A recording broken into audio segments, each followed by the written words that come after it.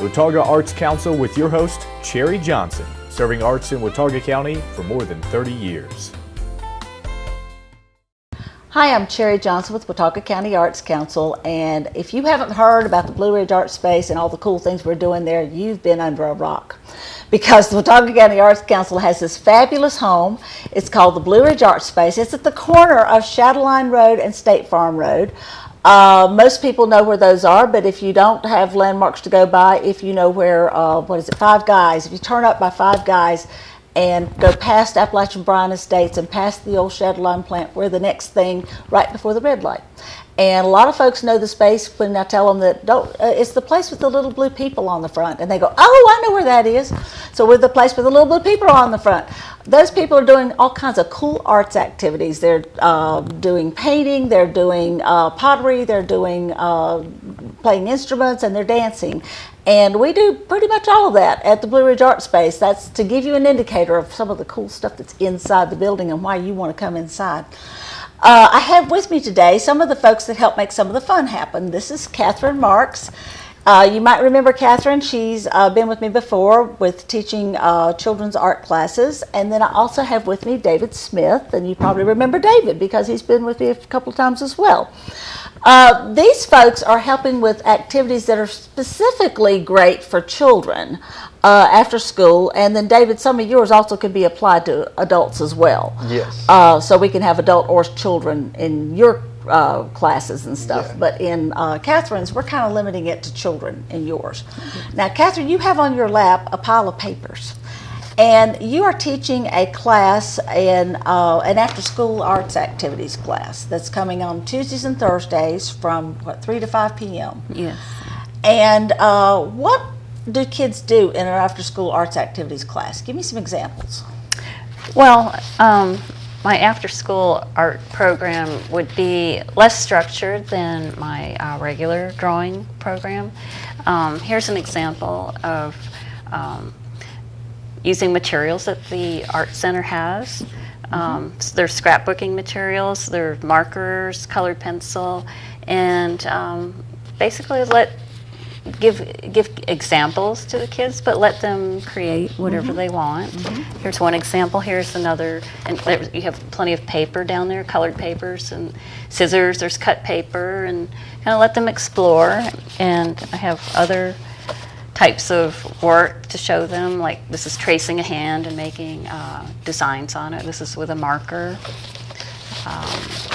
Here there's watercolors, and this is one activity where I let the kids do their watercolors, and once it's dry, try to find shapes in there and use markers or colored pencils to enhance the shapes that they find in their watercolor. These are just a few examples of some of the things that they can do. But there are many other types of activities as well. We have a variety of art materials at the Blue Ridge Art Space, many of which are donated materials. For example, the scrapbooking materials. We had a lady who was having a baby and she needed to use the scrapbooking room as a nursery, so she donated a lot of really cool scrapbooking stuff to us. We've had people donate paints to us. We've had people donate toilet paper rolls. They make great art activities out of toilet paper rolls. There's all kinds of really neat things, and so if you've got things, by the way, around that you think might make potential for an arts activity, check with us. We might be able to handle it. And so we'd love to accept donations in those things, and Catherine will find some creative way to use them with the children. Yes. And so we'll find a way, or we'll use it in another project. If it's not appropriate for children, we'll find a different thing to do it in. So there's a lot of really neat stuff like that we can do. Now, David, not every child is going to be inspired by paints and markers and cutting and all of those wonderful things and art activities. Some of them would rather make music. Well, I hope so. And so, so you have a couple of ways, 3 or 4 ways. One of the things is you've got on your lap one of your favorite tools. Yeah. This is my classical guitar, and that's actually what I studied was classical guitar, and I've played some music on here before in the past, just as some examples. But I actually, know a lot of music that isn't classical, and I'm interested in sort of incorporating a little bit of this and a little bit of that into the lessons that we're gonna provide at the Arts Council. Okay, can you give us a little taste of something that you might teach a student, maybe someone in the range of 10 to 12-ish in age? 10 to 12-ish. Well, you know, there's a lot of nice little things. I've worked on I have a mandolin right here, as a matter of fact. Okay. And you know, I'm going to be teaching that guitar class. But if anyone's interested in the mandolin, I'd also like to provide lessons with that. Okay. And you know, you can play some really simple things on the mandolin. You can also play on the guitar as well. Right. Like, do you know Wildwood Flower? I might when I hear it. Oh yeah. Yes. You know, and we can play those little melodies and incorporate that. That would be something I'd give to a child. Right. Or teach them how to play, you know, basic chords. You know, like that's a G chord. Right. And it's a D chord. And that's a C chord. And when and how to use each of those. When and how to eat, and the same on the guitar as well. We could incorporate both these instruments, and I'm actually learning how to play banjo if anyone's interested in these instruments. So I don't want to limit it to guitar really anymore. I'm hoping to have, but yeah, we're focusing on with the guitar crash course. We want to have as many students of the guitar as possible. Now, yeah, let's go back to the lessons a second. And I want to go back to the crash course. On the lessons, you offer half-hour, three-quarter hour, and 1 hour lessons. Correct. And it's kind of at a mutual convenience timing. In other words, you know, if the best time for somebody to meet with you is, let's say, on Wednesday afternoon at 4 o'clock, then you make that work in your schedule, or you all put your schedules together and match up a time that everybody can, that you and the teacher, or you and the student rather, can be together, so that you can teach them those lessons, so they can choose from a half-hour, three-quarter hour, or a 1 hour class, right? Right. Okay, and those are weekly ongoing lessons. Yes. Now the way we work this is, and also for the some of the things that Catherine's doing, is that we basically do everything in series. So we're doing the Fall Art Ed series right now, and if your fall's already underway, the Fall Art Ed series right now is already underway, so you can go ahead and still sign up, and we'll just prorate and take out the number of lessons you've missed from your fees, because it's figured by the lessons, and so that way you can jump in and continue on through the series, and then next spring we'll offer another series, and you can sign up to be part of that, and etc. So that we're getting folks involved all through the year in arts activities of a variety of things. Now let's jump back to what you were talking about, your guitar crash course. Yes. Now pick up that guitar. Oh, okay, all right. All right, you've got, let's say, you got, what, 4 or 5 students, and they are adults and kids together, and they're learning in the guitar crash course. What are they going to learn?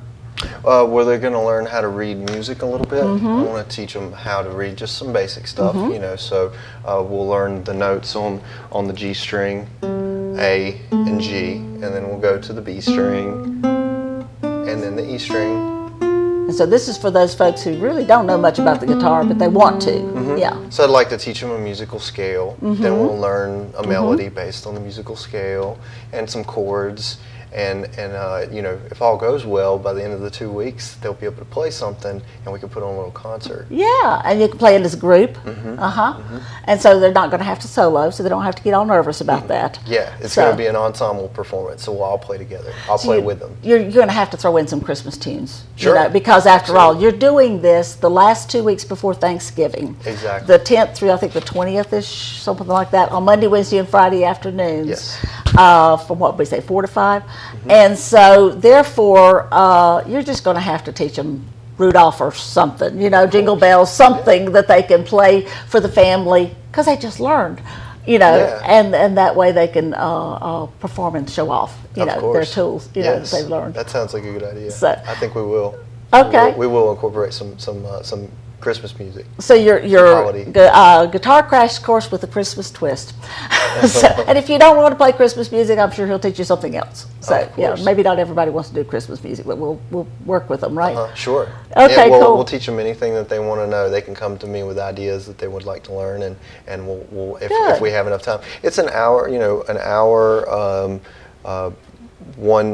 three times a week for the crash course. So after 6 hour-long settings with hopefully a class of 10, is what I'm hoping Oh, to you get. want to go all the way to 10? Okay. A class of 10, and I'd like to get them all to play together as a group. That's cool. You know, one neat thing about group lessons, in music at least, is that it takes away the fear factor, because you're with a bunch of people who don't know any more than you know, and so therefore are very close to what you know. So therefore, if you hit a sour note, hey, you know, it doesn't matter. Everybody's together, and they may not even know who hit the sour note. So it takes the pressure off, whereas on the private lessons, if they make a mistake, then obviously David hears them. So, Yeah, well, but we in a all group miss- lesson, but for those folks who are a little bit nervous about getting started, that's a positive, is that they don't have to feel like the pressure's on. I They can do it think on their the own. combination of private lessons and group lessons sometimes can be very beneficial, because the private lesson you get more time with the teacher, and then True. in the group lesson you sort of get a little bit of social a social setting, so you can conversate with the people next to you, Right. as well as play music with And them. encourage each other. And Yeah. encourage each other. Yeah. But then also you get the experience of playing with somebody, which is a different thing from playing all by yourself. It is. So therefore, that's another real positive thing of that. Mm-hmm. I talked to a man this morning who had just made a comment to me and said, "I've got this guitar. One day I'm going to learn how to play it." And I said, "Got just the thing for you. Mm-hmm. It's 6 easy lessons. You're going to know how to play the guitar, at Yeah. least to some degree." That's true. So it's a great starter It to is. get people in. I And then agree. if they want to continue on, then we can sign them up for classes if they want to do that, or regular lessons if they'd like to do that. So I think this is cool. Yes. Now you've got a drawing class that is to some degree a lot like his guitar course, except it's not a crash course. It's an ongoing thing where you have a group of students who are learning to draw, and these are children ranging from, what do you have, about a 6-year-old and There is, 10-year-old? although the 6 is, the A tad 6-year-old early, is a yeah. little tad early. Usually I have 8-year-olds to up to 14-year-olds. If we had more students, we could group them more like 8 to 10-year-olds. And 10 to 14 or something like that. Something like that. Yeah. Right. Yeah, and we would like to do that. We'd like to add a few students so that we can have a different class for the older children Yes. from the younger children, which I think Exactly. the kids would benefit from. And you offer that in 2 formats. You do it where that they can sign up for an hour of instruction with a half hour of guided time? Yes, and that's more geared toward the younger students who some might not like to draw, have the structured instruction for a whole hour and a half. Their attention span may be wearing out by that point. Right. So, yeah. Exactly. So, but usually they're fine for at least an hour of structured time. Okay. But a lot of times they like to then just do their own thing for a half hour. But they love to draw. Right. And sometimes And you're they there just, to kind of help them right, along. Yeah. Right. Right. And then once they're completed my hour-long assignment, structured. They just sometimes like to draw That's on great. their own for a half hour. Now you have the hour and a half option for the older students. Exactly. And although a younger student could also do the whole hour and a half if they wanted to. But the hour and a half it's a whole hour and a half of structured drawing instruction where I teach drawing techniques, many different techniques, and I show them and I watch them and I correct them if they need to be, if they're not doing it quite right or not getting what I'm talking about. And I give them examples, and it's a lot of one-on-one. I was going to ask you, in a drawing class, you kind of have a topic of the day kind of a thing. And there's an assignment for the day, yes. And so it might be drawing an object that has a light cast on it so you see shadows and all of that. Or it might be give me some more examples of different things they might do besides just still life. Well, we draw sometimes from, sometimes it's still life, but we've also drawn from the outdoors. And Sometimes you have photographs. that right, you work sometimes from. we go with photograph and photographs and copy those, or like another assignment would be to take a photograph and I show them how to draw that a different medium like a pen and ink and get the shading with the pen and ink. Or And that's a pencils. different technique Right. entirely. And then color work, where I show them how to mix colors. And Yes. I like to use colored pencil. It's a medium you can control very Right, well. right. Doesn't get away There's from a lot, and it's a little bit of watercolor, and sometimes a mixed media combine the techniques. So there's always something different going on. Yes, Yeah. yes, and also the graphic design, which kids tend to really like the graphic design assignments, like design a logo. Yeah. Or design a logo with their own name in it. Sure, yeah. And I've even done projects where we would do product design and design a box, because I was a graphic designer, yeah, and I understand how to lay out all the the pieces to make a finished product, Right, and I show them so they get an understanding of how the graphic design industry also works. That's neat. That's really neat. So what you're doing is introducing children to a big variety of drawing activities, because drawing is a lot more than a pencil and paper. That's right, drawing and design. Yes. And I think that's really cool. So it's sort of like David's Crash Course, but it's sort of different, So, and I think that's the cool thing, is that we're offering a variety of things. Now, there's going to be some kids that were like I was, because I was into drawing and music. I mean, that was my thing, was art and music, So I would have, if I were a child right now, I'd be in David's class on Monday, Wednesday, Friday, and Catherine's class on Tuesday and Thursday, and I'd just be happy as a clam. So you folks are accepting students at this point, and we will continue to accept them until we fill up, and then if we fill up, we'll create a new class. We'll start over. So the door's always open, in other words. You can always bring your child and get them involved. Now, David, your lessons and your guitar crash course are not limited to children. That's right. Yeah, I'd like to offer it for any age group. And if the child is 6, 7 years old, they're probably if they're interested in music, they're probably ready to start playing an instrument. Some basics. Do we still have those we three-quarter? We do at the moment. We are selling some instruments, and right now we still have, I think, 2 child-sized guitars that we're still selling, and we also have a variety of sizes of the violin or fiddle, and even a couple of banjos that are different sizes. That's our we sold our last mandolin, so we don't have any more of them. But at any rate, we are selling some instruments. We're selling them for half price of what the Arts Council paid for them back when. And the reason we're doing that isn't because we're anti-music. We love music. And we want people to have instruments and all of that, but we needed the storage space to become something that's more down Catherine's alley, actually, because we're going to create a children's activity room for children's art activities. And so we felt like that space might be yet better utilized in that way. So that's the reason that we're getting rid of the instruments, in order to create space that we can use in a different way. And so we're always changing, we're always adapting and trying to take on whatever people are looking for. If you've got ideas of things you would like to take and you haven't heard me talk about them yet, then call us and let us know. Our number is 264-1789, or come by, even better. Visit us, find out about what we offer, and then you can help us give new ideas and new things going. And if it's something appropriate for David or Catherine, I'll tell them that. But if it's not, then we'll find somebody else that can do it. So, so we were always looking for great ideas and for ways to keep you involved in the arts and in the Arts Council. Don't forget to check our website. All the information that you just heard about is on the website.